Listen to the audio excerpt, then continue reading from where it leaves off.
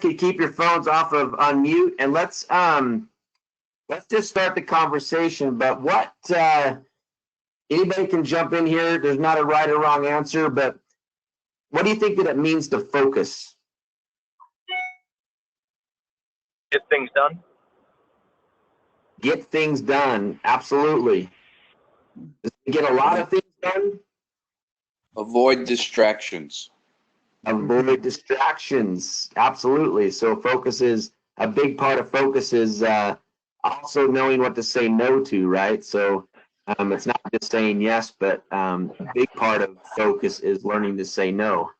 And that's no to whatever you want to say no to, but those are definitely distractions. Any other thoughts on what focus means? Setting goals. Staying the course. So staying the course, perfect. Yeah, so you've got a particular goal or something you're trying to work on, and to really stay kind of hyper focused on something until you've accomplished it. That's a big part of finishing something. You may not be the first at finishing it, but the fact that you finish it or that you reach that goal is going to be extremely important. So I don't know how many of you have started watching The Last Dance, the Michael Jordan, or I guess we could call it the Bulls documentary. But I've just been fascinated by the show, and just makes me really kind of think about what athletes do to stay focused. I'm not sure about you, but looking at Michael Jordan's face right there, I would say that he has laser-like focus. Would you guys agree with that? Mm-hmm. Yeah, absolutely. Yes. So, if you think about coming into the office in the morning and it's about 9:30 and you're already starting to think about what you're going to have for lunch, I really doubt that Michael Jordan is thinking about what he's going to be doing after the game. He is right there in that moment, focused, okay? So my question for you is this how you guys look at the phone in the morning when it's time to start prospecting? When it's go time, right? Or are there a million distractions and we're thinking about 100 different things and there's a lot of different stuff going on around us? Are we really as focused as we can be on what we're about to accomplish? So as you guys kind of all shared, and I liked what everybody shared, it's avoiding distraction. We're going to get into all of that sort of stuff, but I really like the acronym, and that's just to follow one course until successful. Part of the reason that we kind of decided to talk about this as a topic today was that we've been, as a management team, and quite honestly, we've had to, but we've been really throwing a lot of things at you with technology, online, email, texting, new scripts, having conversations, doing this, doing that. And to a certain degree, when we kind of got back to a couple weeks ago when we were talking about just focus on making or having conversations, 10 conversations every single day, we immediately kind of saw an uptick in the overall activity of the team by just, forget everything else, forget setting appointments, forget all this other stuff, just focus on having conversations. We saw an uptick in production activity and in points on the productivity sheet. So just like everything else, when we kind of focus on that one thing, that helps tremendously. So Armin brought this one up, but part of focus is also avoiding distraction and negativity. So how do we go about avoiding distraction and negativity? Anyone can jump in.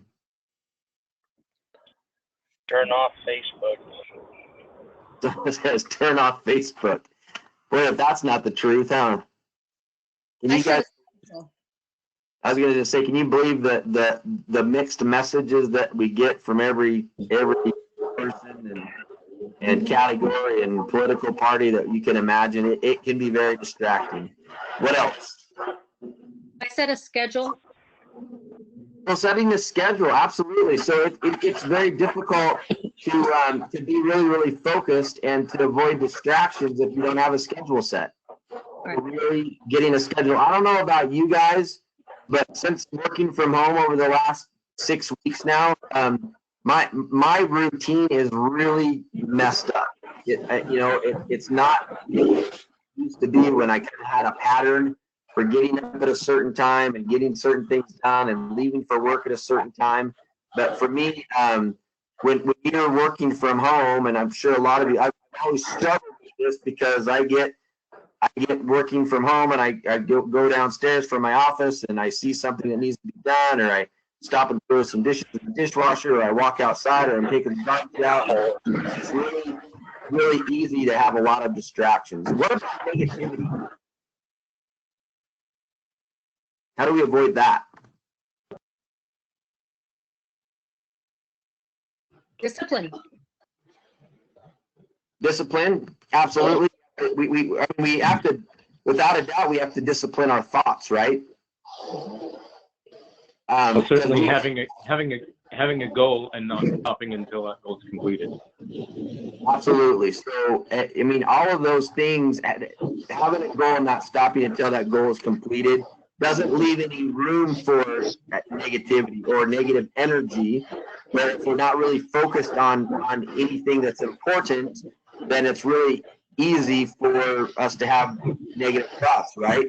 The eye of the mind is the devil's playground. So if we're not really focused on things that are important and are going to bring us success, both professionally and personally, it's easy for the negative things to make themselves to get into our lives and to get into your thought process. So I find delegating things that could be a distraction. Would you say that again? I'm sorry.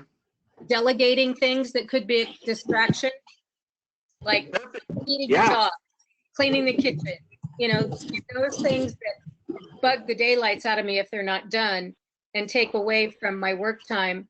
I either have to discipline myself to do them after my cutoff time or delegate them to somebody else. Absolutely. No question whatsoever. I think I shared this before, but there's a really successful funeral home owner in California, and when I sent him emails, there'd be an autoresponder on his emails that would come back to me that would say, basically letting anyone know who sent them an email that his email time, that he doesn't read or respond to emails except for between the hours of 4 p.m. and 6 p.m. And I always thought that was very impressive. That takes a lot of discipline, right? But he always responded, but he was so dedicated on his schedule and what he was going to do when, that I know I can get bogged down by email and phone calls and different things where you guys have all experienced this, right? You start your day with this list of things that you're going to get done and you're going to get accomplished, and then you're just busy as can be all day long, and you didn't get any of them done because you kind of allowed, the day to manage you instead of you to manage your day. And then, of course, right now, I think that it's really important, as there's a lot of issues and negativity out there. And when we focus on problems, we'll have more problems. So, when we focus on nobody wants to talk to me, nobody wants to set an appointment, nobody has any money, nobody's going to do anything. When we focus on those problems, it seems like they just get worse and worse and worse. There's always one more thing to add to the list of why people aren't buying or why they don't want to meet. On our possibilities, then we're going to have a lot more opportunities. So are things challenging right now? Yes, but are there things that we can be doing that are helpful, moving the pipeline forward, nurturing our contacts, strengthening our relationships? Absolutely. So as we focus on those possibilities, we're going to have a lot more opportunities. So somebody brought this up too, so thank you for sharing, but just starting with one simple goal in mind. I think that when we talked about having 10 conversations, that just kind of simplified everything that we are trying to do. But I think right now, especially, that because we can get distracted so easily, both with things going on around us, plus kind of the negativity and the problems that we're all facing right now, they can quickly consume us and get us kind of discouraged and frustrated, and we can really get a lot of negative self-talk going. But really starting with one simple goal in mind. Today I'm going to whatever it is, right? And make sure it's something important and major. It's kind of what Travis had talked about with Eat That Frog. We're going to, of course, be distributing some of those books, but think of one big, hairy, audacious goal every day that you're going to accomplish no matter what. So that could be both on the professional side or on the personal side. But as you just have that one big goal in mind, it does help you stay incredibly focused for the day. Sometimes, you'll have one of those Saturday project days, right? And you create this list of things, and kind of that one thing that you want to put off more than anything. That's kind of like, well, I think that, I'm going to put that off until the very last, because it's usually something that we don't want to have to do. We're only going to do if we have time. But if we reverse the order of the way that we think we should get things done, sometimes when we reverse the order, we end up getting a lot more things done instead of doing the easy things first, doing the hard things first. So again, just staying focused. Your success will be largely determined by your ability to concentrate single-mindedly on one thing at a time. I think there was a comment there. I'm sorry. Lou was saying that the audio's messed up. Is anyone else having a hard time hearing, or it's in and out? It is in and out. There was some background noise. I can mute. I can sometimes see where the background noise is coming from. I'll try to mute. But are you guys hearing him okay? Thumbs up or not? Nod. Thumbs up. Okay. Yeah, I think it's okay. Okay. Okay. So this is where we kind of wanted to focus just a little bit, and we want to change our focus. But what kinds of things in our profession should we focus on right now? What's important? What should we be focusing on? Reaching out. Reaching out. Yeah, just simply continuing to make those conversations.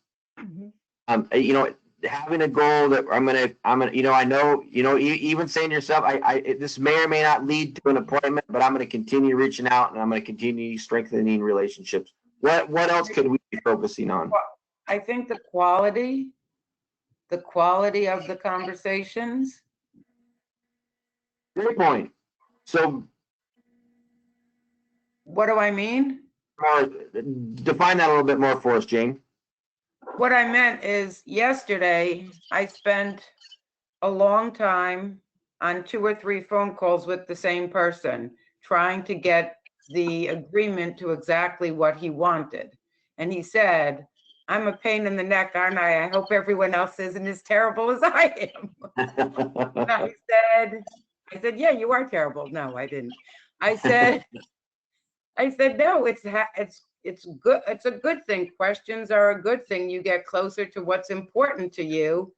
And at the end of the day, we're going to be glad we had these conversations, because you're going to be more clear to make a decision and blah, blah, blah. So what I'm saying is I didn't have like 10 or 12 good calls yesterday. I had less because I spent a lot of time talking with him. But the bottom line is, at the end of the day, he was ready to finalize an agreement in the next couple of days. So to me, the quality is also important. It's better to spend some more time and find out really what's going on than to make, to think about, I have to make those 10 or 12 calls. If I don't, I'm in trouble, whatever. That the quality is something that I think we need to look at. Absolutely. Yeah. So, and I think that's kind of where we're starting to progress to, is that, let's kind of have these check-in calls. But then we want to kind of, can we move them to the next step? Can we continue the conversation? Are we comfortable kind of pushing the envelope a little bit to be able to have better quality conversations? What else can we be focused on? West. Go ahead. Please. I was going to say, I like what Jane was saying. I like the target to have the end in mind. So to be able to have that opportunity to know when we're having these conversations, we're talking to them about the PWO. We're talking, have an end result expectation with that. Not just to call. I mean, we've been doing that in the last few weeks, and that's been good, checking in, but we want to be able to have the end result conversation with them and move them through the progression of that. So have a target at the end. Excellent, Travis. Yeah, I think that's, I mean, it was kind of just a checking in call, but then now I think we're still checking in with people because I actually think that's a wonderful prospecting approach. But where do you want this conversation to go as a sales professional? Again, we could use lots of sports analogies here, but there's not, when Michael Jordan gets the basketball in his hands, he's not holding his hands and he wants that to go in the basket. He wants it to score a point. So while we have possession, and we'll kind of call that, when we have someone on the phone, we kind of have possession as a person. We have the ball in our hand, but then we have to decide what we're going to do with it. And just throwing the ball up in the air just to see where it lands is probably not going to get us to where we want to be. So that's a great point, Travis, is that, while we're getting people on the phone, we do have to be asking ourselves, where do we want this conversation to go? How do we want it to end? Do we want it to end with a callback? Do we want it to end with an appointment? We do really need to focus on where we want the conversation to go, not necessarily where the conversation takes us, but where as professionals want it to go. Wes? What else can we be focusing on? Yeah, please, Aaron. Comments on the chat bar. So John had a good comment. Have a defined objective, write it down, and review it daily, which is great. Perfect. And then Melanie has a very good point. Focus on what you can control. Be aware of what you can't control and focus on that. Good thoughts, you guys. Absolutely. So there's a lot of things right now out of our control, without a doubt. If we put much energy into the things that we can't control, it makes us feel a little bit out of control when there's still a lot that we can control. What I would like to add to this as well, going back to Michael Jordan, is that there are times when we are playing the game and there are times when we're not playing the game. When we're not playing the game, I can't encourage you enough to be practicing the game, learning, studying, going back and catching up on maybe the calls that you've missed, and learning, practicing. If you're still uncomfortable with online enrollment, why not take 15 or 20 minutes in the afternoon and practice one online enrollment every single day, so that when you are in the field, when you are on the court and you are competing, you're better prepared.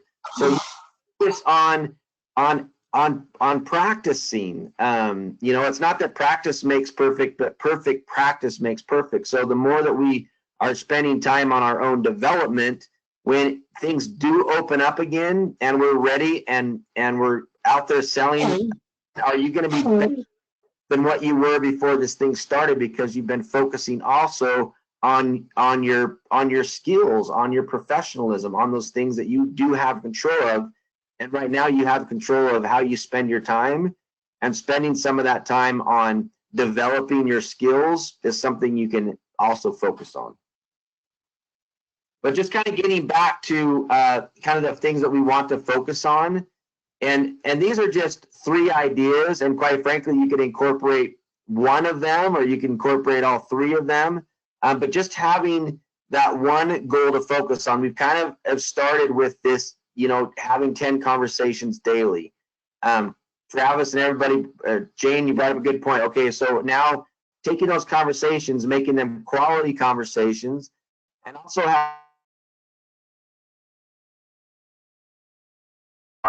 start setting appointments. We're going to talk about that just a little bit more, and I think you discussed it on the call yesterday, but now as we're kind of coming out the other side of this thing, we have to get focused back on setting appointments. Don't wait until everything is lifted and life is back to normal to start setting appointments, because we can start setting future appointments in anticipation of things starting to lift just a little bit. So you still want to be sensitive in your approach.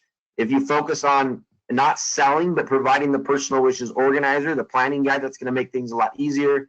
And then focus on, and Diana brought this up, but having a schedule, but focus on scheduled and uninterrupted prospecting time. This is that block of time, 2 to 3 hours every single day, that I'm not going to check my emails. I'm not going to respond to texts. I'm not going to get on Facebook. I'm not going to do anything else. I'm not going to let anything distract me. And I'm going to have 3 hours of dedicated prospecting time without distractions. So sometimes we have that goal of having that dedicated prospecting time, but the first person that calls us, or the first text we get, or the first person that approaches us at our desk, all of a sudden we're completely distracted, and that 3 hours gets cut down to 20 or 30 minutes really quick. So focusing on one of these goals, or maybe trying to incorporate a couple of them, and this is all an effort to continue to strengthen those relationships, but really starting to set future and tentative appointments.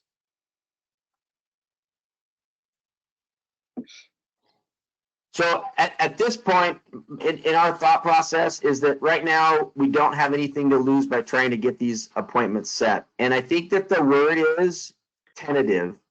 And you want to share a little bit about some of the language that you use in setting tentative appointments?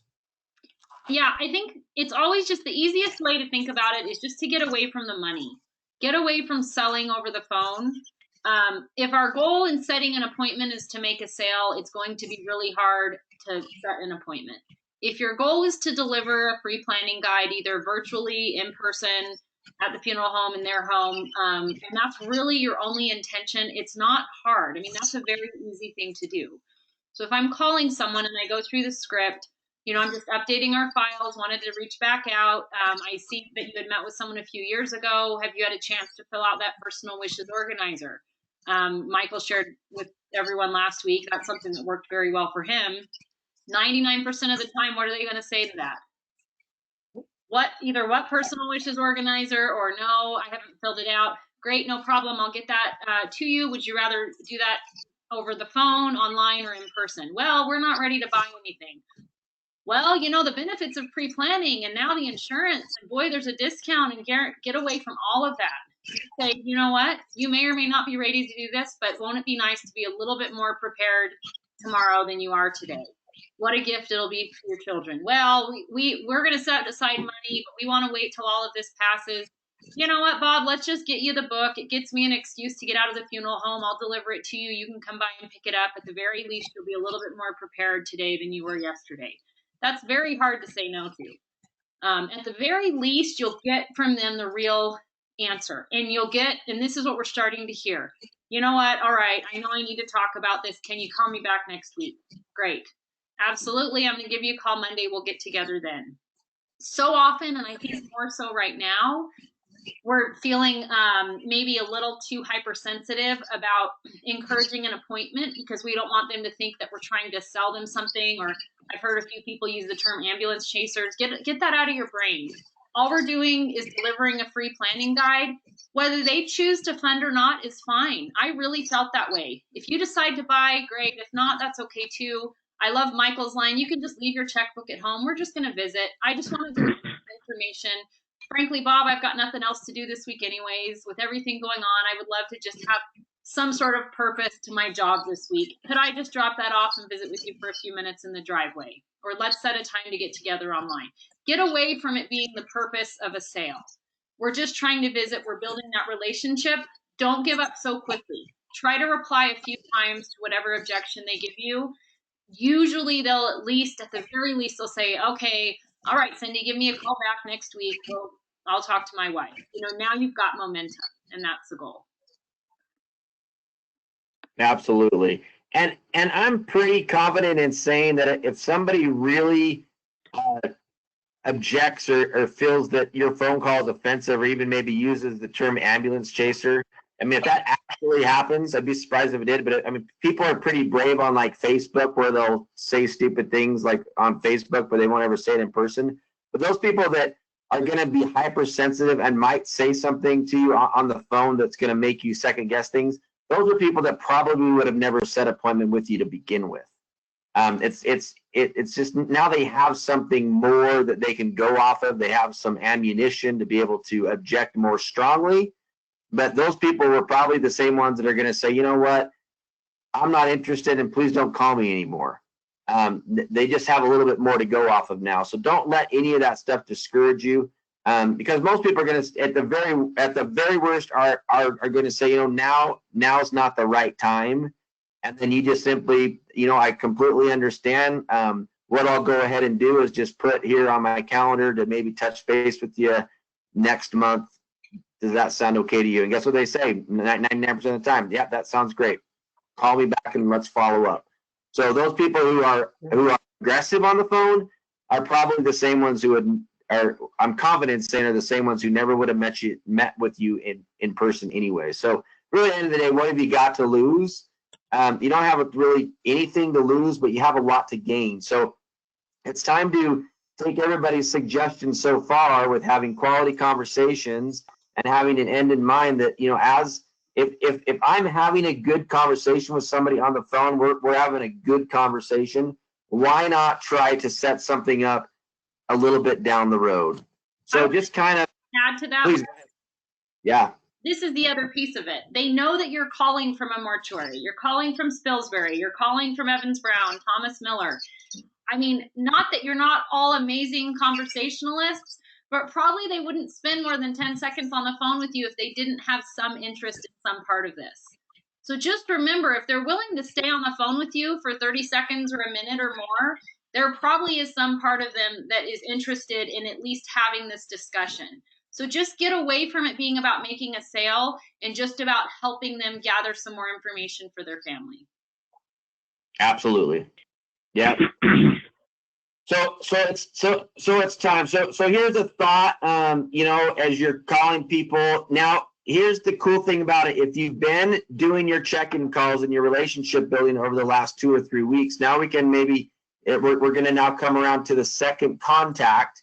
And we could just simply say something like this, you know, in anticipation of things changing this month, I'm starting to fill up my calendar.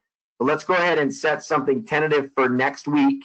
I'll be sure to check in a day or two before the appointment and make sure it's still safe for us to meet. Does Monday or Tuesday afternoon next week look better for you right now? Again, you have nothing to lose by having this conversation. So I've just had this, you know, maybe a couple of weeks ago, I had this great conversation and the lady said, you know, thanks so much for checking in. It's so thoughtful of you and things like that. And then now you can make a call back. You know, I talked to you a couple of weeks ago and things were kind of crazy. But really, right now, in anticipation of things changing over the next month, I'm starting to fill up my calendar. So, you know, let's go ahead and set something up tentative for next week. And I'll be sure to check in a day or two before the appointment and make sure it's still safe for us to meet. So you're very aware of the dynamics of what's going on in the world. You're comfortable with asking this question, and then you're saying to them, you know, and I'm going to call and check in a day or two before the appointment and make sure it's still safe for us to get together.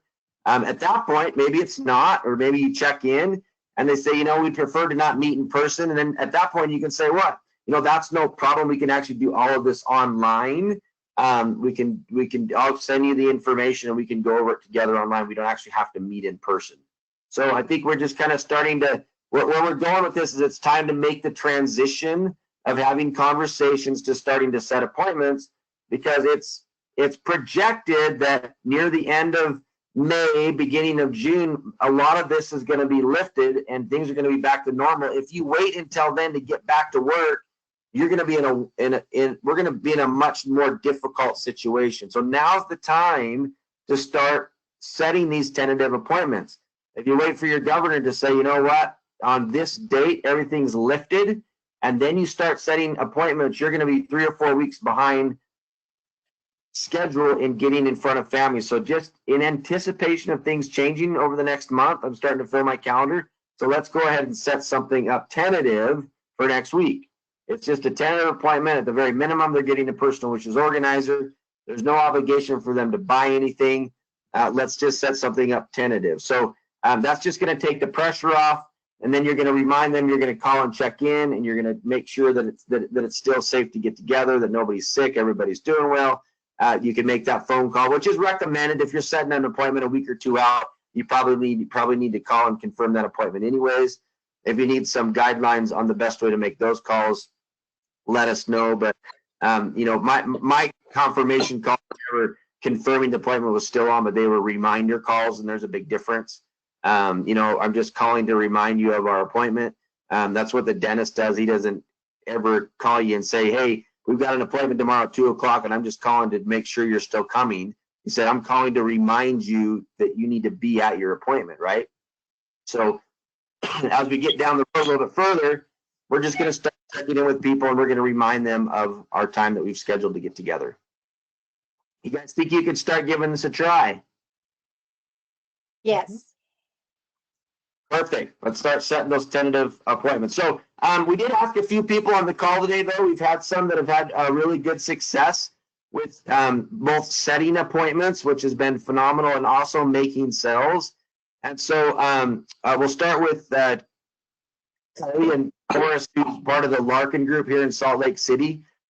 She's had a successful month, probably slower than what she would want it to be, but still getting out there, talking with families, and making sales right now. Would you share with us what's working for you right now, Kalia? Hello. I think one of the things that I pull out of my little tool basket is when I have individuals that start to talk about the pricing of final arrangements, I validate that it is a concern before I move forward with what we can do to help that concern. Because it's just more helpful if they know that I'm listening, and if I hear them that it is a concern, but let's see what we can do to get you taken care of. That helps me with my older generation a lot. Perfect. So that's something that's going to come up on the calls, and you just acknowledge that that's a concern for them, and that you're going to do what you can to be able to help them with that concern. Absolutely. What have you been doing, you think that's worked as far as getting those appointments set and making sales this month, besides that? Oh, God, I think I just naturally enjoy people. It's hard. It's a genuine, like, I just like talking to people, and when they can feel that I am genuine, they're more likely to open up. I don't really have anything besides I just really enjoy my life and living and being able to talk to someone and having the opportunity to even just hear their story. That's great. It makes me think of the quote that, you know, that we need to stop looking for our next sale and start looking for our next friend. That, you know, when we're focused on where is my next sale going to come from, then we kind of get off track, and people can see right through that. When we focus on where is my next relationship going to come from, and instead of looking for sales, we're looking to start relationships. And I do think that does come across in the way that we prospect. So thanks, Kylie, for sharing. Karen, you've been having some success setting appointments. What are you doing differently right now? Sorry, did you say me, West? Yep, you're up next, Kay. Oh, good. Okay. So I was just looking on the past couple of weeks, the appointments I've set, and probably 70% of them are aftercare. So I am always talking about the personal wishes organizer. I use the funeral director who's helped the families as a way in too, that I'll say, you know, Brock asked me to give you a call. It looks like we haven't given you this personal wishes organizer yet. I do a lot of the digital. So even people that have a hard copy, I let them know, hey, we now have a digital form for you. And so that's helped a lot. But aftercare has been a lot higher than I thought it was until I went back and looked. So, and it's, all of my appointments have to do with the personal wishes organizer. That's great. So that's just kind of gone right back to what Aaron shared as well, is that, you know, get away from the, I mean, you really can't sell over the phone anyways. It makes it a lot, and what I mean by that is that as soon as you get into talking about prices and that they're, you know, that the purpose of the appointment is for them to buy something, you're going to get way off track, because they don't have enough information to whether or not they even know whether it's a good thing for them. it all starts with the tool, the personal wishes organizer. So if you haven't kind of put that into your lingo yet and the language that you use when setting a visit, that's, you know, the first step is for us to provide this free planning guide, and it gives you a place to document your final wishes. There, you know, there's no cost, and it's going to help. It's a book that every family should have.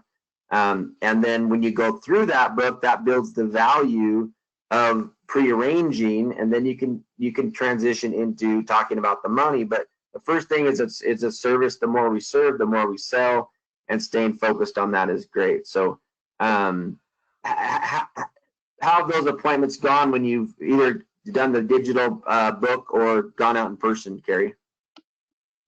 Almost all of mine have been over the phone.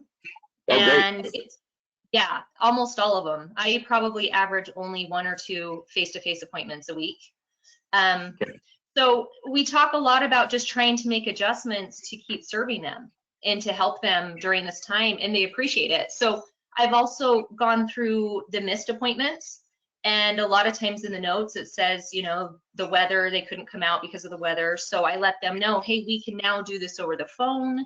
Make sure you still get this information. And just, I mean, I make a lot of contacts.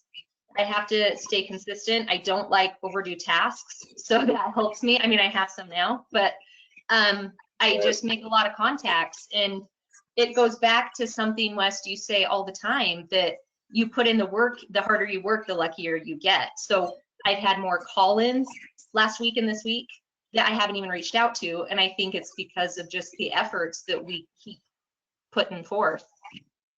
That's perfect. Yeah, yeah, and no doubt that the more impact you're making, the more communication you're having. I think that just has to do with that positive energy going out. That's going to come back to you for sure. So thanks for sharing. I really appreciate that. Someone made a comment too. She was actually working with the lady a few weeks back. Gave her a quote. She just dropped by the mortuary and dropped a check off like yesterday. Is that right? Yeah. Yeah, so yesterday I was in an appointment. I had helped her parents, her mom, and she dropped off a check for $15,000. And I'm like, cool, we can do this. Just dropped it off. So like, I hadn't even reached out to her or anything. So that was definitely the falling fruit there. It was nice. I want to add one other thing to what Carrie said. Yeah, go ahead. We can't overemphasize the importance of you using the funeral director's name. So as you're making those aftercare calls, it'll say who your funeral director was. Most of you are at firms that have multiple directors. But when you just reinforce that relationship, when Carrie calls and says, Brock wanted me to call and make sure you got this personal wishes organizer, it's now just part of the program. It's not, I'm trying to convince you to finally agree to meet with me. So any of you that aren't using that, I mean, drop the name, make sure they understand you are a team. We work together. I work with Brock. He wanted me to make sure I got this to you. What day is better? I mean, it's just very assumptive. I love that, Carrie. Great point. Thanks. You guys taught me that. Well, you're using it and you're teaching us again. So it's all about execution. We got a lot of information, Carrie, but you're using it. So that's all on you. So thank you very much. Diana is leading our team in sales for the month so far as we're getting ready to wrap things up. What are you finding that's working for you, Diana? I'm making the calls and asking the questions. Bottom line, I'm trying to stay as consistent with my calls as possible. And I really listen to the people when I'm talking to them, getting an idea of what their frame of mind is. And if I feel like they're going to be receptive to an appointment or the idea of moving forward, then I ask the question. What question, Diane? When would you like to get together? Can we schedule a time that I can be more specific about things with you? You know, just I ask for the appointment. And when that's good. It kind of goes back to what Jane shared as well with those quality conversations. Right. Like I said, I make the calls and then I ask the questions, but I think even added that you ask the right questions. Hey, I'm having this great conversation and they're asking me questions. and then just, you know, when the timing is right, you kind of take the shot, right? And you say, when would you like to get together to talk about this in more detail? Right. Yeah. And I tell them, like, if they've had a hard time with planning a funeral, you know, I have this personal wishes organizer that's really going to make things easier for your family. It's important for me to get this to you. When can we meet? Or if I've had a number of people that say, I really want to get the information online, but I want to meet you face to face to sign the papers. And that's fine too. But I think asking the question is huge. When can we meet? I like that. That just really kind of simplifies it, doesn't it? Yeah. I mean, the conversation's going well. When can we get together? It isn't, well, would you like one of these books? Or it's not hum-hawing around, but it's not, you know, if, but it's when, right? When are we going to get together? So, and I do it. Thoughts might be, you know, probably not for a couple of weeks. Great, then let's get something on the calendar, right? So when would you like to get together? When would you like to meet to talk about this in more detail? That's great. I ask the question and then I do a tie down as well. Explain that. When would you like to get together? Does Thursday or Friday of this week work for you? What's better for you, morning or afternoon? Oh no, it's got to be next week. Okay, well, I have Tuesday afternoon available next week. How's that work for you? Because if you leave it open, you're never going to get an appointment. That's great. So you kind of follow that up with an alternate choice question to give them a couple options. Perfect. That's great. When you said you are consistent in your prospecting, tell us what that looks like with your schedule and how many calls or. Well, I've set a time frame for myself because I have a lot of things around my house I want to get caught up on, and I get very distracted if I'm not specific about when I'm working. So I want to be in my office from 9 to 12, have the call at 12, and then I'm back on the phone again until 2 o'clock. Awesome. If I've gotten my 10 conversations, then I call it a day. I've started, and I'm not really doing the evening calls that I used to, although I was on a call with a family last night at 8:30, and I'm signing papers with them today at 4. But, you know, I'm just trying to be consistent with the 9 to 2 every day. Perfect. That's great. And that's just getting in there and making your calls and asking the right questions. I think that's just a great way to describe it. And then they even say you have a schedule. It's not, I'm going to prospect when I have time, but I'm going to make time to prospect. Yeah. I'm going to make it important. I'm going to focus on it. So I think that's great. Can I share a comment? Yeah, please go ahead. I love that comment about her. What she designates those times, and I love being able to. Anyone can prospect for 2 hours from 9 to 11, but I like to block my days out like 2-hour blocks. Usually, an appointment takes 2 hours. You know, if it's a couple, it's maybe 2 hours and maybe 30 minutes.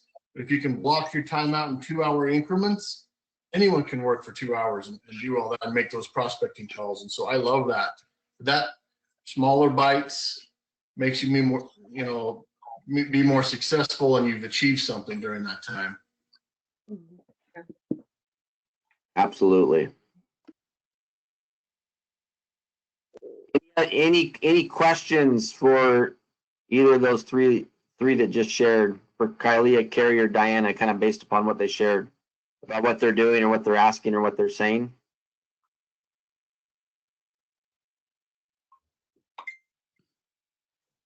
Hey guys, so yeah, please go ahead.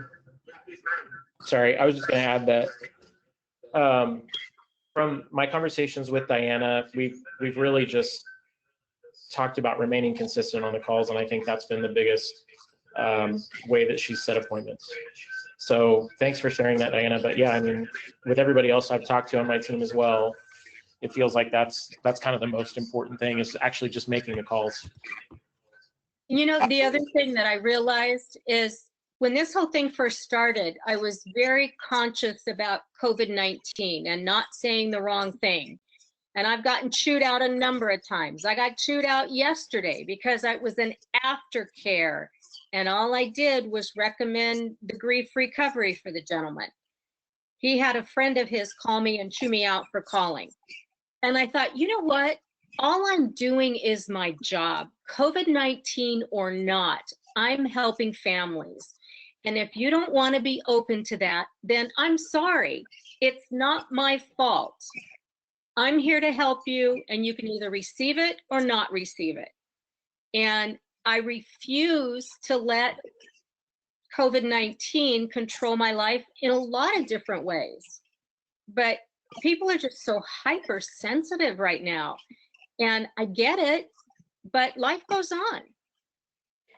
Diana, what do you mean by grief recovery? That you were just talking about grief recovery. I always tell people that there are grief recovery workshops available to them in their area. There's a great website. It's called griefshare.org. And if they go on that website, they put in their zip code, it will pop up all of the grief recovery workshops in their local area, typically in churches or in individual homes. I've never seen them charge more than $15 for the workbook. It's a 12-week course. I've had a number of families call me back and tell me how incredibly valuable it was. And there's also, there's information they can read online. And right now, obviously, they're not doing the live workshops, but they're doing them as Zoom, the same as we're doing right now. Right. So it's continuing. And like I tell people too, they say, well, I'm not really grieving the loss of my loved one. I tell them, check it out, because we're all grieving the loss of a lifestyle. And so we're all in some form of grief. We're just not accepting it. And I think that's part of the reason why people are so sensitive and angry. They don't realize that a step of grief is anger. And they've got two things to grieve about: their loss of their loved one and the loss of lifestyle as we know it. Right. Good point. I listen to a lot of medical YouTube things, and there was one I was listening to this morning, and it basically said, this is our new norm, and we need to learn to communicate with each other. And it's social isolation. It's not lack of communication. I forget the exact phrase.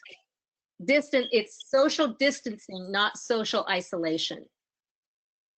Right. Right. That was a really good point to me. So we need to be hypersensitive about reaching out to people. Right. Melanie said, thanks for sharing about that. But I think that's, if I could put everything you just said on a bumper sticker, I would. It just wouldn't fit on my car. But you're exactly right. Our job is to help families, especially the aftercare families. And if they're not open to that, it doesn't mean you're doing anything wrong.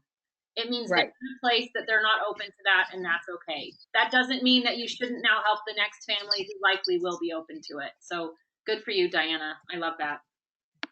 Well, it's like yesterday, I got chewed out, and the next lady I called, I said, have you thought about pre-arrangements for yourself? And she goes, oh my God, yes, absolutely. And I have an appointment with her and her husband on Friday. What if you would have just given up and not for you? Would have felt so bad about getting chewed out. Yeah. Incredible. Yeah. Oh my goodness, nobody wants to talk to me, and nobody wants to get an appointment, and I'm done for the day. I'm just done. I can't handle it anymore. You just keep going. I mean, and that's the truth, right? I mean, no matter, you guys, I've been doing this for 20 years, no matter what we do or how we do it or when we do it, there's always someone that is setting out to ruin your day and wants you to think that what you're doing is just the most insensitive, uncaring. How dare you? I mean, it does not matter what we've done in this business. There are always those who think that our morbid subject matter is unworthy to proactively go out and talk to people about. If you let them bug you in any way, shape, or form or get under your skin, it's going to prevent you from serving the larger majority of people who really truly want to hear from you. So you can apologize and move on to the next call, but do not let those calls phase you because they don't matter. They really don't. Those people are sometimes waiting for opportunities just to choose someone out, and you happen to be calling them the right place at the right time, and you're their target. But you know what? You get off that call, and it's a great attitude to have.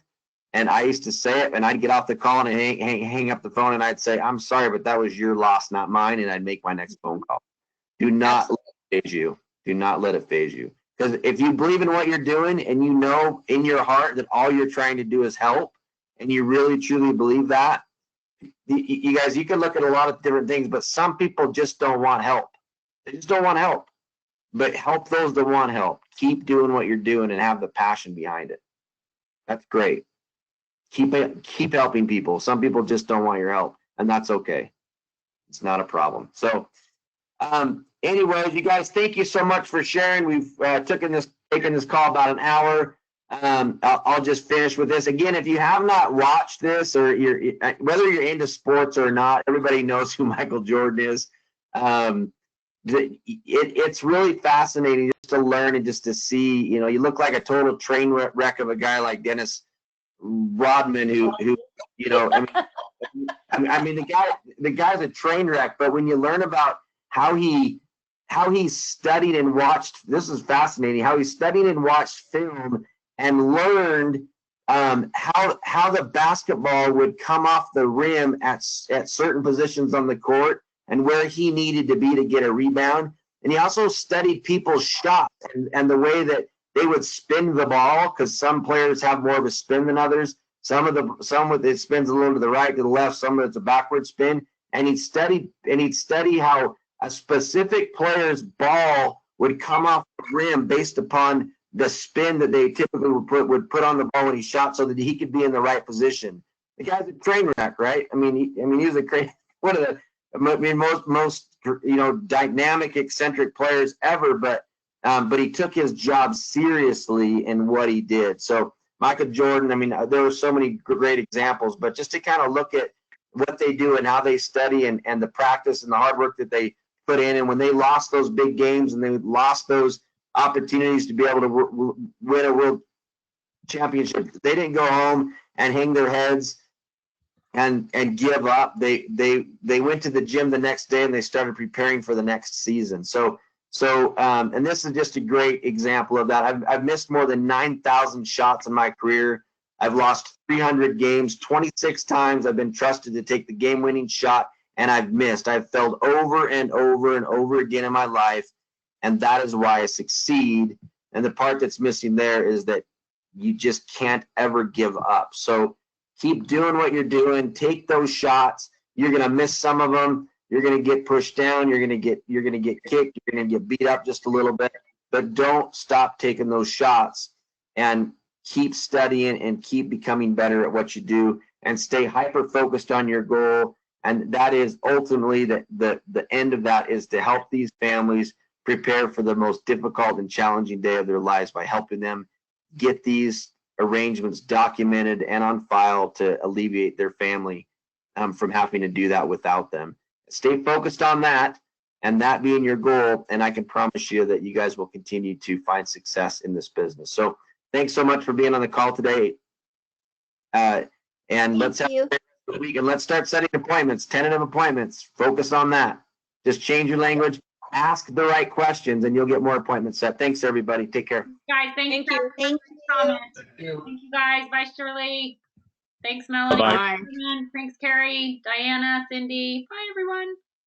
Hey, Wes, can we get screenshots of the Michael Jordan quotes? I'll send you the whole presentation. Awesome.